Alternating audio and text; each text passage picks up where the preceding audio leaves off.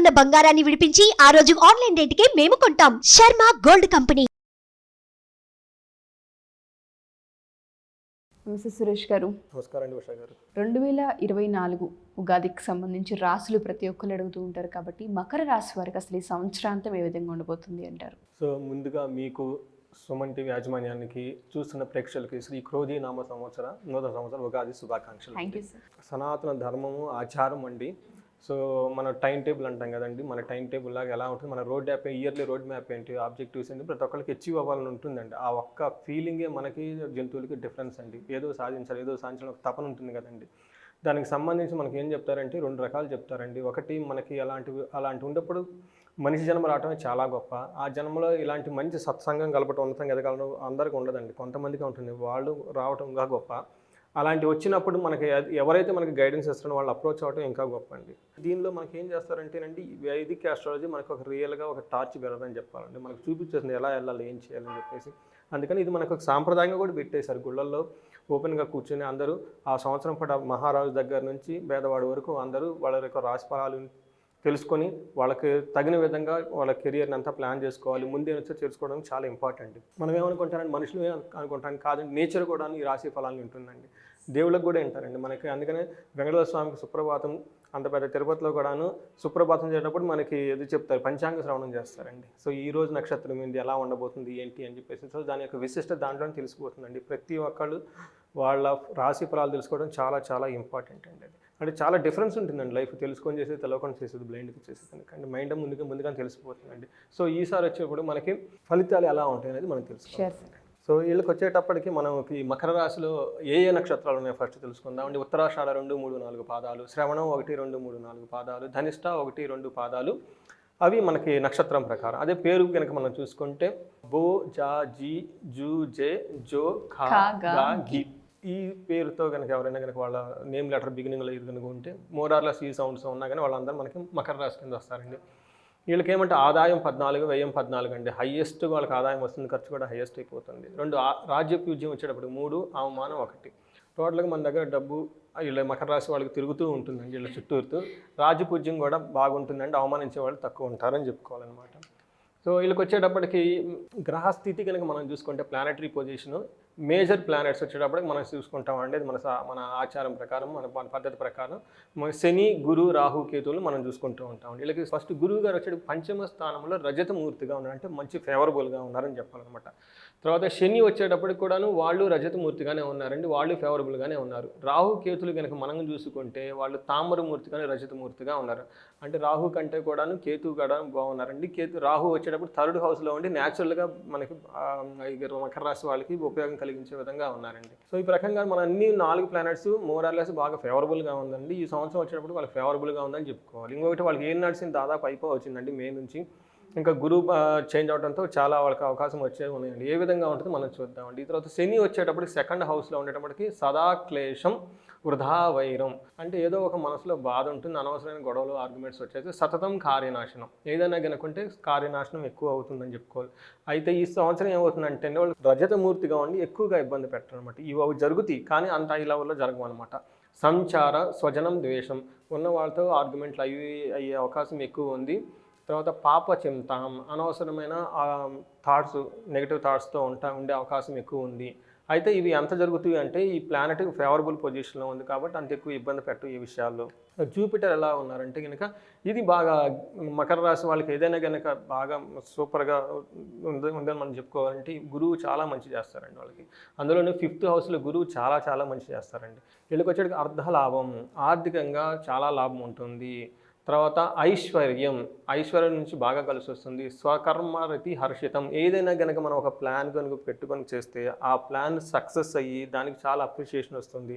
ఇది చాలా ఇంపార్టెంట్. ఈ సంవత్సరం అంతా మంచి మంచి ప్రోగ్రాములు ప్లానింగ్ డిజైన్ చేసుకొని వాటిని ఎగ్జిక్యూట్ చేస్తుంటే మంచి రిజల్ట్స్ వస్తుంది, ధనం వస్తుంది, ప్లస్ పేరు ప్రఖ్యాతులు కూడా వచ్చేస్తాయండి. సదా స్వజన సౌఖ్యం, మన చుట్టూ ఉన్న వాళ్ళంతా మనల్ని అప్రిషియేట్ చేస్తూ ఉంటారు. ఈ మకర రాశి వాళ్ళకి ఎవరికైతే ఉందని చెప్పేసి మనం చెప్పుకోవాలి. సో గురువు వచ్చేటప్పటికి వీళ్ళకి చాలా మంచి చేస్తూ ఉన్నారండి.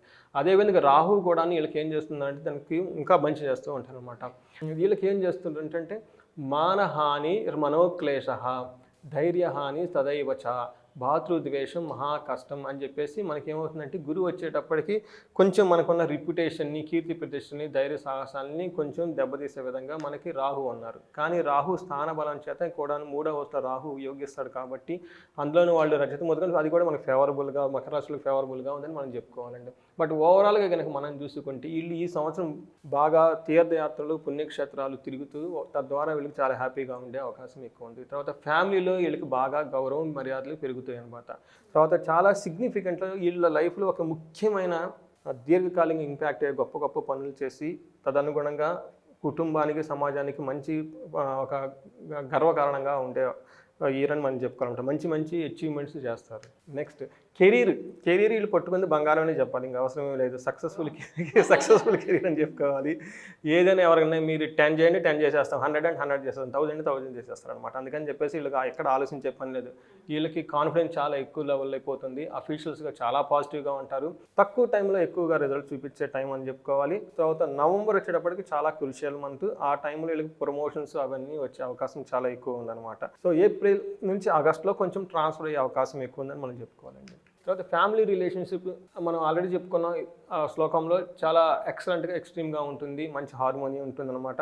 తర్వాత సిబ్లింగ్స్తో మాత్రం కొంచెం రాహు ఉండటం వల్ల గొడవలు అయ్యే అవకాశం ఉంది కాబట్టి అండి సిబ్లింగ్స్తో కొంచెం కేర్ఫుల్గా, జాగ్రత్తగా పెట్టుకోవాల్సిన అవసరం ఉందండి. తర్వాత వచ్చేటప్పటికి ఈ ఫ్యామిలీ రిలేషన్స్లో ఏమవుతుందంటే వీళ్ళకి ఒక విచిత్రమైన సంఘటన జరిగే అవకాశం ఉందండి.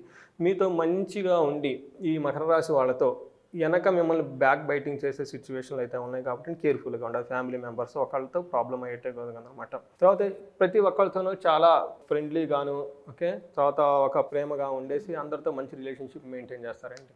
హెల్త్ ఎలా ఉంటుంది? హెల్త్ అయితే చాలా బాగుందండి. ఏదైనా కనుక ఫిజికల్గా వాళ్ళకి హడ్డీల్స్ వస్తే ఇమ్మీడియట్గా వీళ్ళు ఓవర్కమ్ అయిపోతారండి. రాహు వాళ్ళకి చెడు చేస్తున్నా కానీ రాహు హెల్త్ విషయంలో మంచి చేస్తూ ఉంటారు అనమాట. థర్డ్ హౌస్లో ఉండటం వల్ల ఏమైనా కనుక ఇష్యూస్ కనుక వస్తే వెంటనే రిజాల్వ్ అయిపోతాయి. సో హెల్త్ గురించి ఎక్కువ వీళ్ళు టెన్షన్ పడిన అవసరమే లేదని చెప్పాలండి. సో ఓవరాల్గా హెల్త్ బాగుందని చెప్పుకోవాలన్నమాట. సో వీళ్ళకి ఇంకొకటి ఏమంటే ఏల్ నాట్స్ అని ఆల్మోస్ట్ అయిపోవచ్చిందండి. అందులో ఈ సంవత్సరం వాళ్ళకి ఇంకా బాగుంది కాబట్టి అండి. సో ఏల్ నాట్స్ నుంచి ఆల్మోస్ట్ బయటపడారని చెప్పుకోవాలండి. సో ఓవరాల్గా వీళ్ళకి చూసుకుంటే ఇయర్ అంతా బాగుంది. సో చాలా ఎక్కువ పాసిబిలిటీస్ ఉన్నాయి కాబట్టి ఆపర్చునిటీస్ని క్రియేట్ చేసుకొని ఫ్యామిలీని ఇంకొంచెం ఇంప్రూవ్ చేసుకునే అవకాశం అని చెప్పుకోవచ్చు. ఒకవేళ అపాయింట్మెంట్ తీసుకోవాలనుకున్నా లేదా కనకదార హోమం, చాలామంది మనీ ఇష్యూస్ ఉన్న వాళ్ళు ఉన్నారు, ఫైనాన్షియల్గా దెబ్బతిని ఉన్నామని అడిగే వాళ్ళు ఉన్నారు. వాళ్ళందరికీ హోమం డీటెయిల్స్ కావాలనుకున్నా, హోమంకి సంప్రదించాలి అనుకున్నా అసలు ఏ విధంగా అంటారు సురేష్ గారు? సో ఒకటి ముఖ్యమైనది అంటే మన వేదిక్ ఆస్ట్రాలజీ, వేదిక్ సైన్స్, ప్రతి ఇంట్లో ఒక వేదిక్ ఆస్ట్రాలజీ ఉండాలి.